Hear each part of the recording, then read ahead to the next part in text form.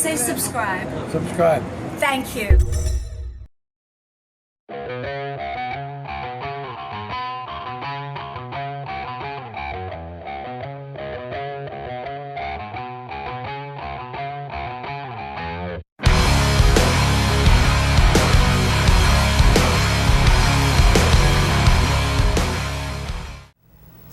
Who wouldn't like to live with less pain, stress, fear, and anxiety? Wouldn't you? You bet. You bet. I mean, you'd have to be pretty stupid to turn that down. If we could just take a pill or a class or read a book and everything would get better and stay better. Wouldn't that be great? Look, we want to feel good. We're not paid enough. And there's the kids and the neighbors, the traffic. We got to get some relief. Our mate doesn't appreciate us. There's criticism and neglect. We're frustrated. So we find a substance, a Marlboro, a secretary, a football team chips, and a six-pack. Sometimes we end up depressed, diseased, divorced, in rehab. You're always going to have a problem.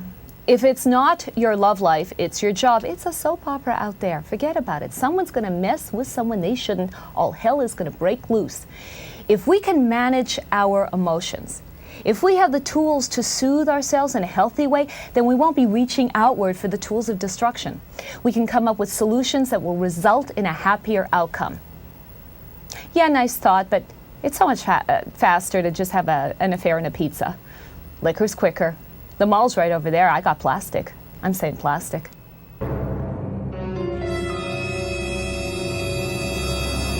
I am a substance abuse counselor. I'm also a drug addict and an alcoholic, among other things. And I've been sober since December 1982. Today's topic is, why do some people kill themselves just trying to feel good? Who wouldn't like to just take something and permanently transform into confident, relaxed, happy, skinny, rich? Unfortunately, it doesn't come in a bottle. I know, I looked. Temporary happy, oh yes, there are many bottles for that. Big ones with liquid, little ones with pills. But the unhappy that follows bites. Alcohol is the third leading cause of death in humans. But until it annihilates you or your family, it's just another statistic. When in denial, we don't see what we don't want to see. If there's something awful and we don't think we can change it, then thinking about it would just be an exercise in frustration, wouldn't it? We like to do what we're good at, like shopping and eating. I'm very good at eating. So why would I think about issues that I'm powerless over when I can eat? Right. Right. But how is it possible to totally deny the obvious? A client asked me how the Kevin Kline character in the movie In and Out could not have known that he was gay. Works like this. Let's say you have a landmine buried in the backyard. You know the corner where it's buried. So you make an agreement with yourself not to go there. Oh, you'll go all over the other parts of the yard except there, because you know there is bad. There means pain. Other people may want you to go there. They think you should go there. It's obvious to them that you need to be going there. But no, you don't want things blowing up or coming out, not when you don't think that you can handle, manage, or contain the impact. One day, while rummaging through some built-in drawers in my closet, I spotted several brown oblong pellets. I briefly looked at the objects of undetermined origin, thinking, my goodness, they look just like rat turds. They looked like rat turds? What did I think they were, offspring of the gym tights? But I dismissed the idea of rat droppings. I mean, what would rats be doing in my drawers? Besides, I was on a mission to find an article of clothing. I didn't have time for rats. In order to acknowledge that they were rat droppings, I'd have to admit to having a rat problem.